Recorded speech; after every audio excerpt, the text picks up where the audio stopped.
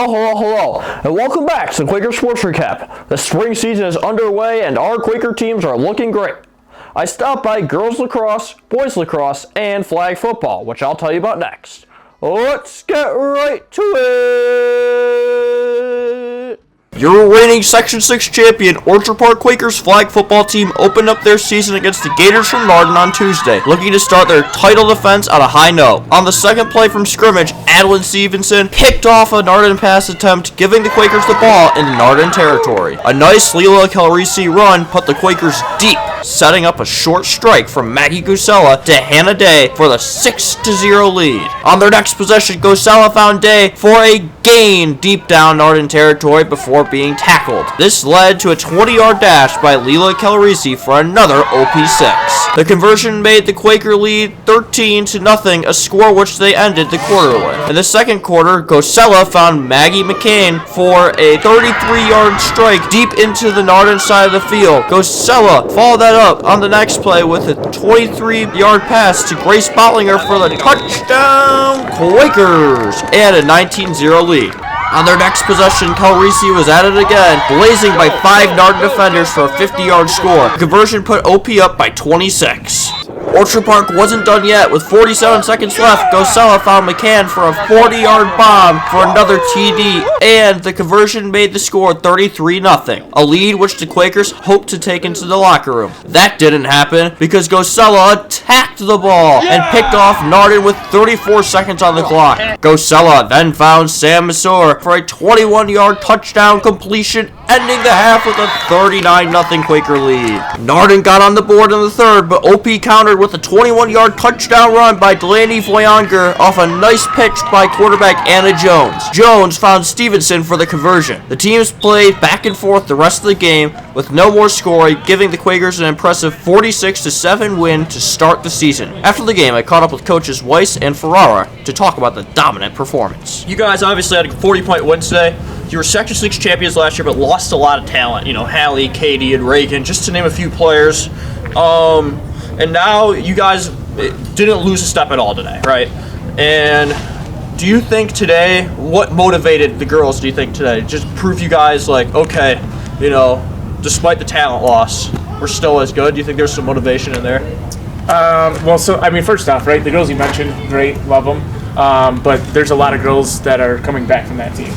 So it's not like there's this huge fall off in like losing all the people from last year. So I think that the girls who were with us last year saw what it takes to win. And I think, like you said, they are motivated. They obviously want to, it's their turn now, right? And they realize that. And I think that they just wanted to kind of start off on a good foot and make sure that, you know, they show that they're just as capable as anybody else.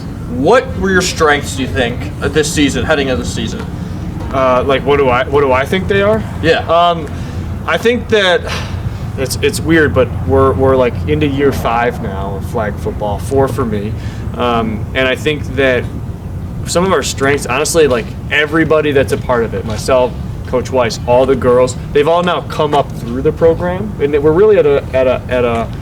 This is really the first time where that's been the case. I mean, obviously we lost some players last year that played with us for 4 years, but they were with us from the beginning. Now our players have kind of been here and learned the foundation that we've said, and I think it just allows them to like play at a higher level. So I think honestly our strength is that we're just able to do more. We're able to run the ball more effectively than we have in years past. Our girls understand football a little better, right? So they got a little bit more savvy to them. And they just have really high expectations. I know that's not really the greatest answer because I'm not really answering your question because I'm saying we're good at everything, which is not always true. That's a good answer. But I think that just like the all-around skill is higher, so we're able to do more. We're able to kind of evolve and be different things when we need to. That's a good answer. You were up by like 39 at halftime. Mm-hmm. You put in the backups. What is something you put in the depth players? What is something that you look for in the depth players? That's a great question. So I think one thing is like, you know, we tell everybody, to be prepared because you never know when your opportunity is going to come. So really, I'm looking for effort. I'm looking for communication. And we told the girls, this is game 1. So like, if you don't know something, make sure that you're communicating with us, letting us know, find a teammate who knows. So really just the fact that I want to see who's prepared. I want to see who's going to go that extra step, go that extra mile to make sure that we're successful. So really just seeing who's going to be somebody that we can count on if somebody goes down with an injury, or if there's just a specific play that maybe is suited for them. Like we've got really just a ton of talent across the board, and so there's some girls that I know we're going to find a way to find a spot for them to get onto the field, even if it's just for like a specific play. So just kind of seeing what everybody's capable of is really kind of the goal for today. You guys have a game on Thursday against Depew, but then you got a 19-day break before you play Hutch Tech on April 14th. What are you looking forward to? Hang on, breaking news. Breaking news is right. Breaking news. We might have a game next week, so we're still working out the details on that. So. Well, what are you looking for against the game against Depew? I am looking for mental toughness and physical toughness, quite honestly.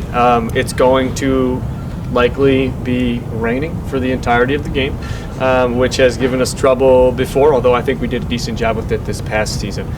So we obviously have to deal with that. And they're a good football team. They're a smaller school, but they're a really good competitive football team in the smaller division. So I kind of expect them to make some plays on us. I'm interested to see how we respond. That was a truly dominant win by our girls. I appreciated Narden's positive energy, even cheering for our Quakers after OP opened the scoring in the first quarter. But flag football isn't the only team with dominant wins. Let's see how all of our teams did. Girls varsity lacrosse started off their season 2-0 with wins over Will South and Will East. Ava Sirianni led in points this week with 6 goals and 10 points. Morgan Hartung was second with 7 goals and 9 points.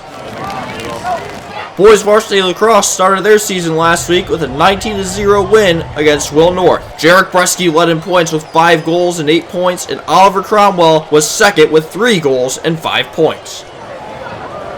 Flag football recorded a win and a tie to start their season, highlighted by a dominant performance over Narden.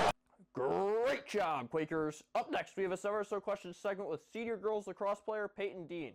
Let's learn a little bit more about Peyton.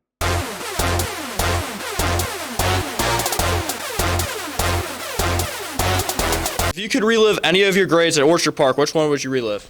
Probably my junior year. Really? Your junior year? This is the worst year of high school, by far. I'm a senior, so I know. Yeah. Why junior year? Because that's only one sectionals for lacrosse. What is one class you wish you would have taken? Maybe exercise science. That is a good class. Yeah. I did take that, so I can vouch for that. What is your favorite meal of the day and why? I probably like dinner the best. Really? Why dinner? Because my mom always makes good food every day. What's the best one? What's the best thing she makes? I like a filet for dinner. Filet? Yeah. Like steak? Steak, yeah. Nice. Did you have an imaginary friend when you were little? I did not. Do you have one now? No. Wow. Just real ones. If you had an NIL deal and you could sign with any company, who would you sign with? Probably Nike. Give me a 30-second reason why Nike is the company you want to sign with. Because I always wear them for practice, so I trust them. What's the most underrated skill in lacrosse? I mean, obviously there's goal scoring, but... Probably just stick skills, because it's crucial to have them. What game are you most excited for? Sectional finals this year. Thank you for watching this week's Quaker Sports Recap. There are lots of games on the schedule for this week, and the weather is looking a little better than last week. Hopefully, I'll see you at a game, match, or meet, so together we can shout, Go Quakers!